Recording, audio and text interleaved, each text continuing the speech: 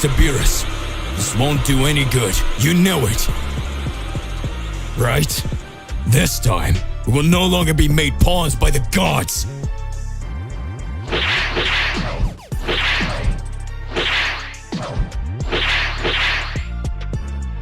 You're right. I don't know what happened to this reality's Goku.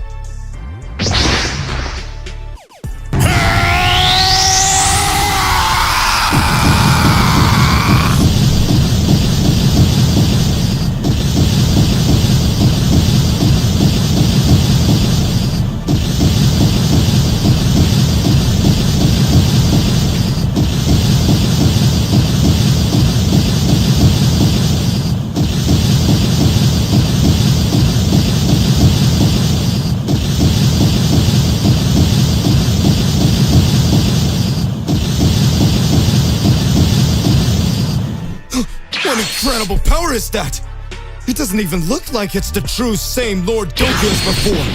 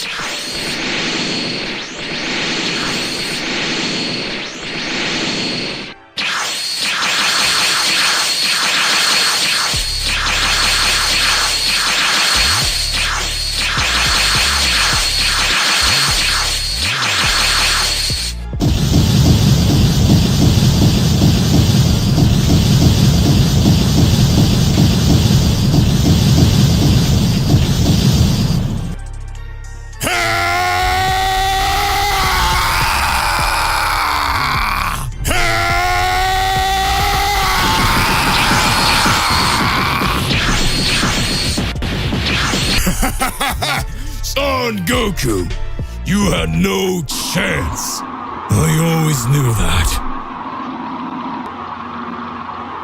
This is impossible. How did you manage to do this? You will know my true power, Beerus.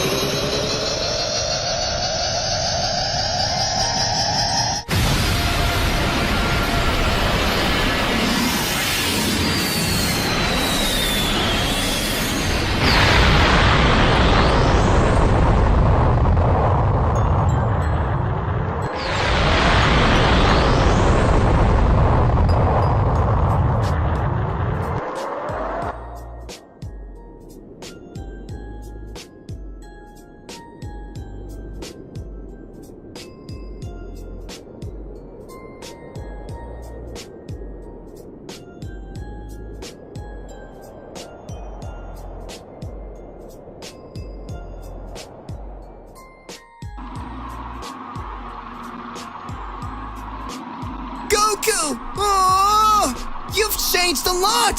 Now your transformation is all blue!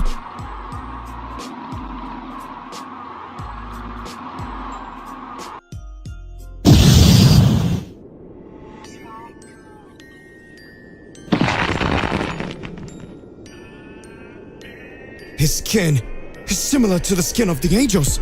Could it be that he was able to activate his transformation because he finally completely mastered his Ultra Instinct?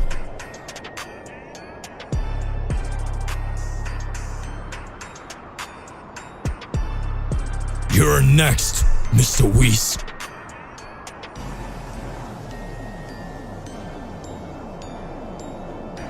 So that's it. That was the power of the Saiyan of prophecy. That Saiyan who defies and denies all God's decisions. Well done, Mr. Goku. I had already forgotten. In fact,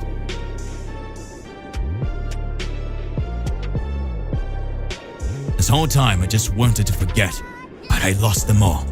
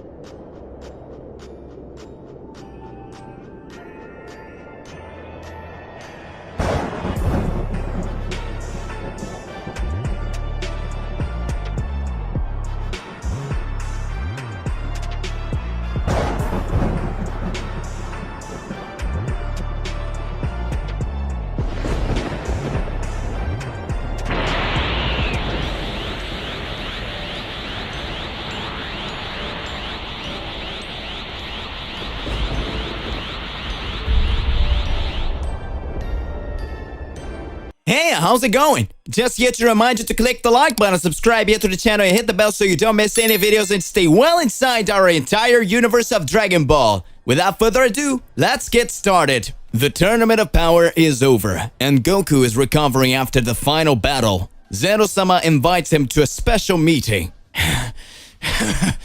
Wow, that was an intense battle, but it was worth it.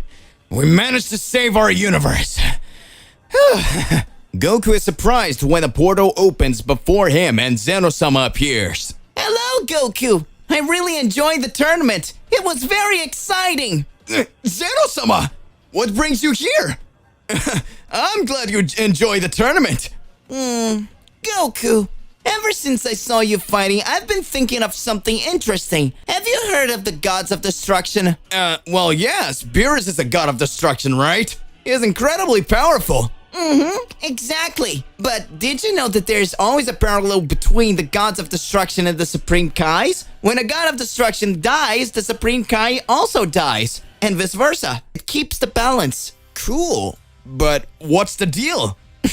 Well, Goku, I've been watching you. Your passion for fighting, your strength, and your pure heart. I kept thinking, what if the balance between the gods of destruction and the Supreme Kais was a little different? Huh? Different how?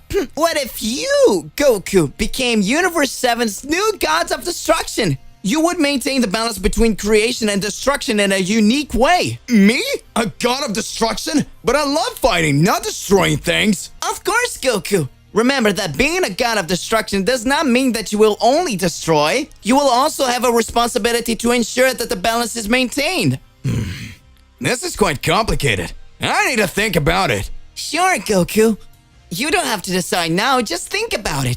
It would be a unique opportunity to use your strength to protect the universe in a different way. It's true. I always wanted to protect our universe. I will consider your proposal, Zen-chan. Great!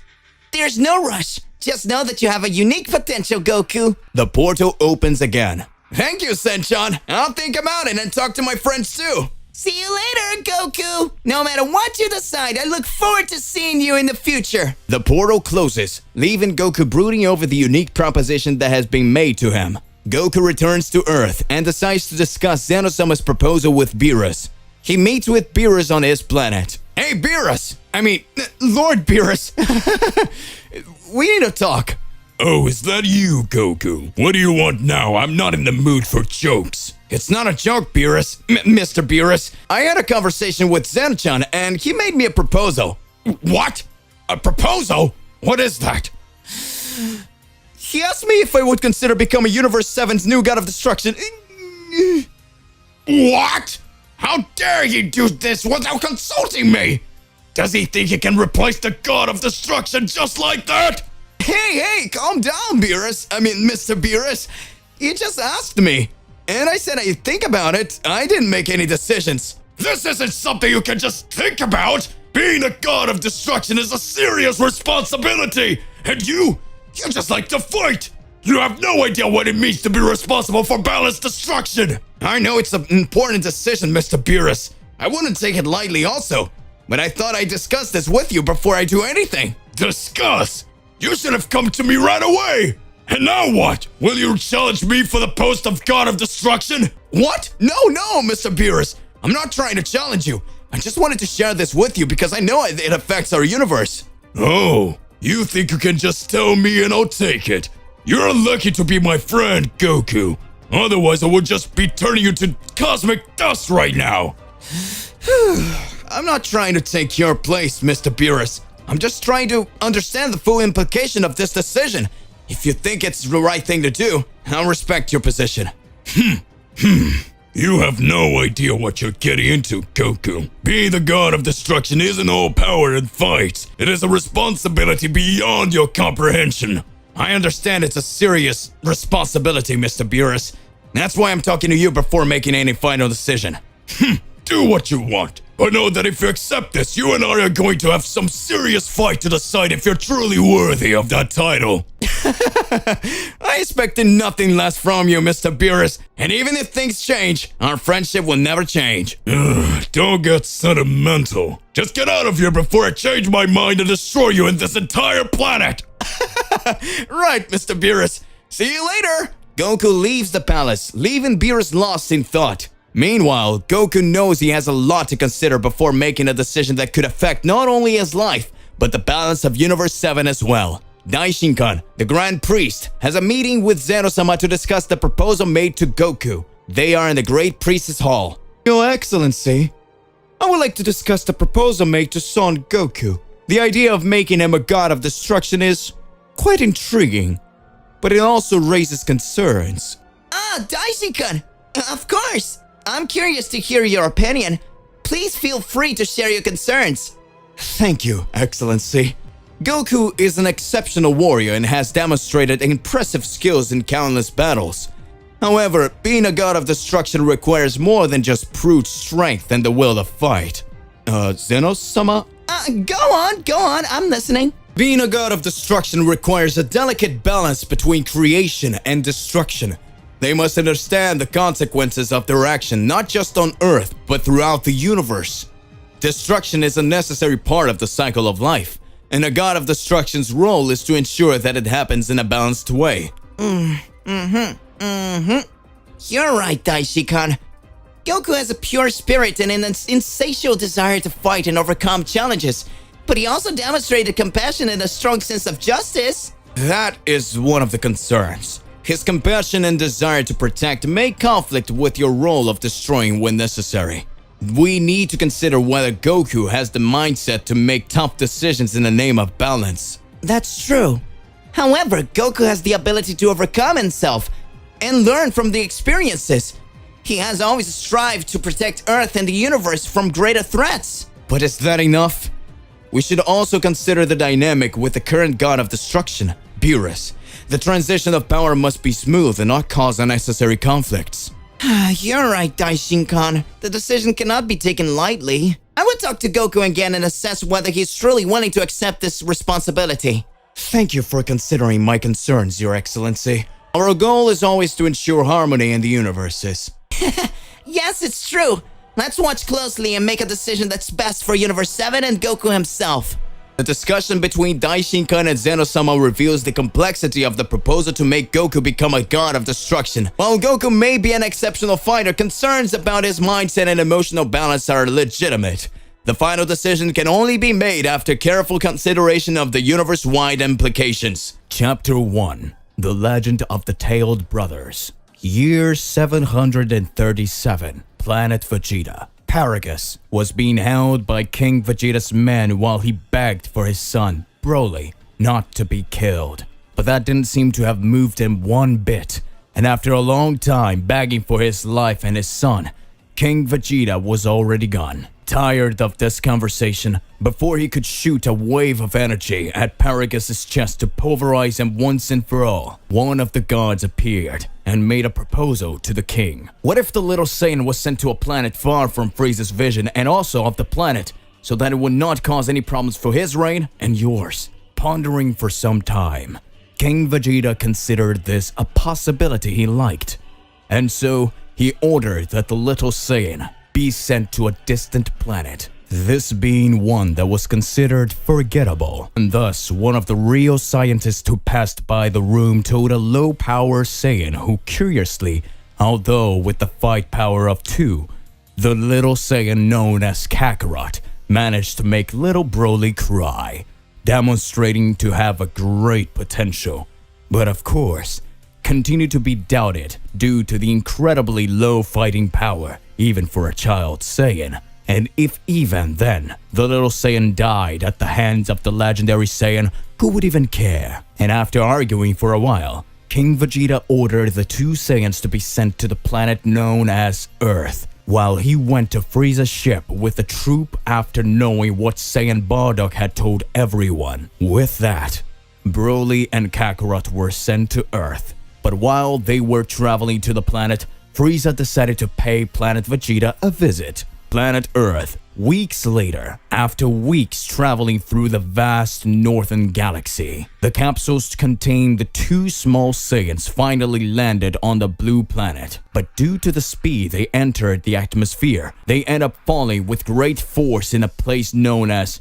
Paozu Mountain, thus making a gigantic rumble next to a huge crater. Not far away, an old man known as Son Gohan heard this noise while tending his garden. So he headed towards the forest, where he thought the noise had come from. After searching among the various bamboo grooves, he found two small ships next to each other, and curious, he went to check what they are. But when he got close, the doors began to open, and from there were revealed two small babies that looked strangely quiet. After judging that there was no problem, he decided to take them to his home before determining their fate. Not long after, Mr. Gohan realized that what he thought was the youngest started to get more aggressive, while the oldest, who although frustrated a lot, especially if the youngest cried, seemed to be much calmer, which more made Gohan believe that he would be the father of the two, even though they are at the same age. After a while, it seemed that the two young people seemed to be liking the old man, but during a walk,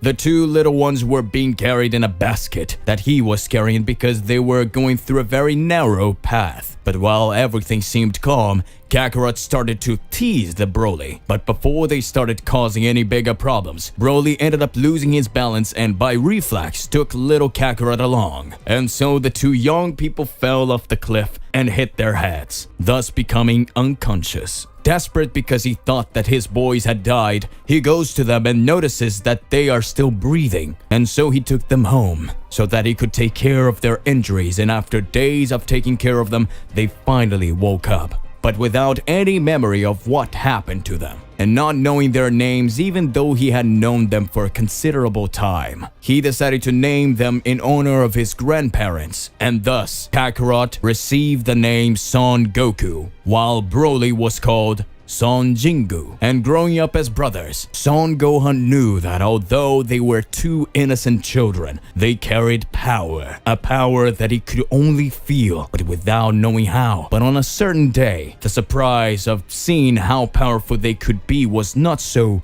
nice. On a full moon night, Goku ended up seeing the full moon outside the house, and that made him turn into a gigantic monkey that attacked whatever was in front of him. Afraid of losing Goku, Gohan tried to control the beast, which unconsciously tried to crush the old man, which would happen if Jingu didn't intervene and hold the great foot of his beast, which made him see his own strength. Looking for a way to contain the beast so that Goku would return to normal before hurting himself or hurting them, Gohan noticed that perhaps their tail would make them turn into these beasts. And gathering some energy he had, he shot a small sphere of energy that was enough to cut off Goku's tail, causing him to immediately return to his normal state and due to the exhaustion, pass out naked on the ground. Jingu and his grandfather took Goku inside, hoping everything would be alright. And when they left him on his bed right after changing him, Jingu started to think that it's better to avoid looking at the moon for fear of causing a problem even bigger. And knowing that this incident would hardly be the last, he decided that he would have to be exempled by being a younger brother. So while his brother is usually innocent and playful, Jingu has a more caring and serious personality. Years passed, and while Gohan was busy tidying up his house, Goku and Jingu went to catch a fish for lunch, and as they returned, something ended up hitting Goku in the back. And thinking it was a monster wanting his fish, he launched at the sir, while Jingu just watched, and after a few seconds, something comes out of the monster, and that thing was actually a blue-haired girl, very angry because her car was broken. And after things were clarified, Goku and Jingu meet Bulma. After getting to know each other, Bulma tells why she had come to this place. It was to look for a mystical artifact known as the Dragon Ball, and she came to ask if they hadn't found one, and not knowing what they are, they decided to just invite her into the house, and taking the opportunity so that she could meet their grandfather, which Bulma was a little embarrassed at first because she misunderstood the message, because Bulma thought it was like meeting the parents of the beloved, but due to Goku's innocent nature of saying, of course, because that's where the food is, she ends up just accepting it. Even more so with Jingu simply appearing relaxed about a girl walking into his house out of the blue. And when they did, Jingu called his grandfather, saying that a girl had entered, and excited, Gohan decided to get some rolls for the guest, while the two caught the fish from the road. After clearing up everything about the spheres, Gohan decided to give her his sphere after hearing her motive, which was obviously to get a perfect boyfriend, and knowing that it can be dangerous to go looking for them, especially if the legends is true. He suggested that his grandchildren might follow. Hearing this, Goku was excited to have the opportunity to explore the world and maybe face strong guys, and maybe even be the strongest in the world. Meanwhile, Jingo didn't seem as excited as his little brother, because if they were, who would stay to help their grandfather with the housework? And before he could finish everything, Gohan said that it's fine, and that it would be good for them to go, since they were supposed to go with her, explore the world, and even if these fears are just a legend, they would at least have traveled to other places outside the mountain.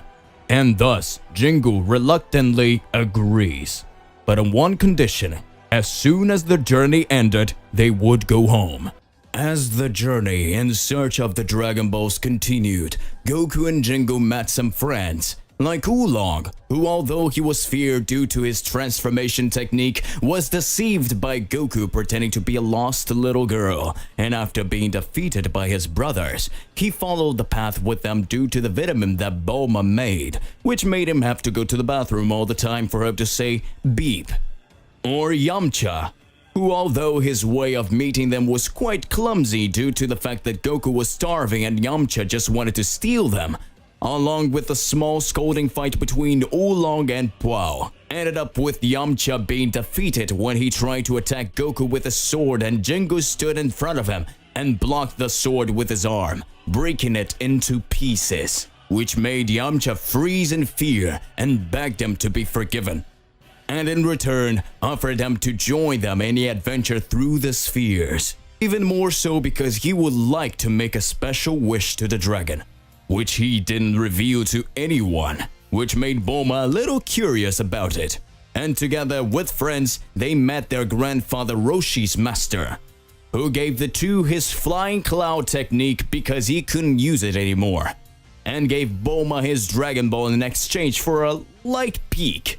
Without it, know how he managed to convince him, and even managed to save Fried Pan Mountain with the help of a new friend called Chi-Chi, who ended up making Goku a promise to her marriage, even though he didn't know what that was. But also, along with that, they got strong enemies like Pilaf and his henchmen Mai and Shu, who were defeated by Goku turned back into the giant ape, destroying their entire castle. And shortly after the victory, Goku finds out about a martial arts tournament, and although his first reaction was one of cheer, he soon remembers the promise he and his brother made. After reminding everyone of his promise, Jingu just places his right hand on his shoulder, in a sign of "it's okay." And after saying how much this adventure helped him to enjoy and discover more about the world, he concluded that he wasn't ready to go back to his daily routine yet, and that perhaps it would be good for them to come back later, especially since his little brother, he didn't seem to want to go back yet.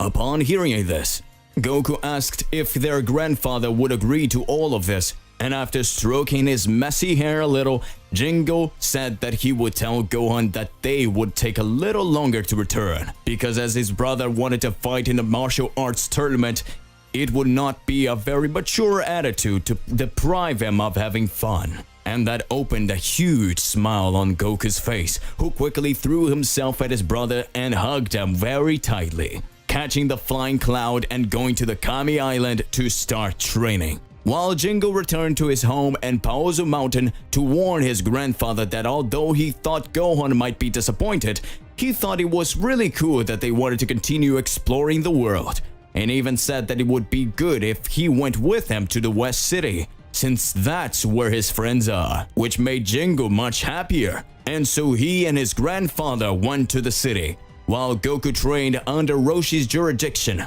which led him to improve his Kamehameha skills and meet his best friend, Krillin. During their stay in West City, Bulma invited Jingo and Gohan to live in one of their houses inside her family's company, the Capsule Corporation, and a little embarrassed, Jingo ends up thanking her immensely, who as a way of compensating for his favor of accompanying her on the adventure of the spheres. She asks him if he would like to study with her, since she knows that neither he nor his little brother has ever been in a school before. And not knowing what that is, he decides to just stay at home helping the doing some everyday tasks, which made Bulma a little frustrated, and to take her anger out, she made an excuse that he needed new clothes, as she didn't want to be seen walking around with a person who only looks like she wears one. But yeah, of course, it was all a trick for him to carry out her groceries. But when they were returning to her house, a group of bandits tried to rob them, but they were surprised by Jingo, who without any effort managed to send them flying into an alley. Of course, measuring his strength to avoid deaths and serious injuries, which made Bulma admire him even more, not only for having defended her, but for simply punishing the bad guys without them getting serious bruises, and that made they become more connected. After a year, the tournament finally started. And there, in addition to Goku's reunion with his friends, there was also Roshi's reunion with Gohan. And while Goku was looking forward to fighting with his brother, he said that he would not participate, that he just wanted to see him fight so they could know how much stronger he got. And so while Goku, Yamcha, and Krillin entered with 5 other unknown competitors, Jingo and the others were looking for a place to watch the tournament, but they found it strange that the Master Roshi wasn't there. And during the second fight, he and his grandfather started to get suspicious of the mysterious Jackie Chun, who seemed to be a little older than he should be, even more so for having defeated Yamcha so easily without laying a finger. And the suspicions are only concluded when, defeating Krillin, the mysterious figure uses a Kamehameha to avoid falling out of the ring, but they decide not to tell so that they know why. When Goku finally reaches the finals, Jackie Chan begins to fight, and while everyone seemed mesmerized by Jackie's skills, Jingo warned Goku where he was going to attack, and this ended up giving him a certain advantage against the master, but not enough so that he could prevent the drunken fist of the same, which resulted in Goku having trouble dodging and by accident turned into a giant ape and almost destroyed the entire arena, being prevented by Jackie Chan destroying the moon, making him turn into normal, but without memory and completely naked. After the tournament is over, the mysterious figure decides to invite everyone to a snack that he would pay for with the money he won from the tournament, which almost runs out due to the almost inexhaustible hunger of the two brothers. After they finish eating, Goku says that he's still curious to explore the world further. After they finish eating, Goku says that he is still curious to explore the world, and even with Jingo saying that they might have been far longer than they should be away from home, Gohan accepts and says that it wouldn't be good for them to simply stop discovering the world just because of a silly promise. And with that said, Goku says goodbye once again to his friends and climbing on the flying cloud begins to travel in search of adventures. To be continued. So hey, what do you believe and what do you imagine about all of this? Regardless of what it is more than important that you arrive exposing it in your comments so that we can enter into the crazy debate. Don't forget to click the like button, subscribe here to the channel, and hit the bell so you don't miss any videos. And that's it for today. I'll see you in the next one. Goodbye.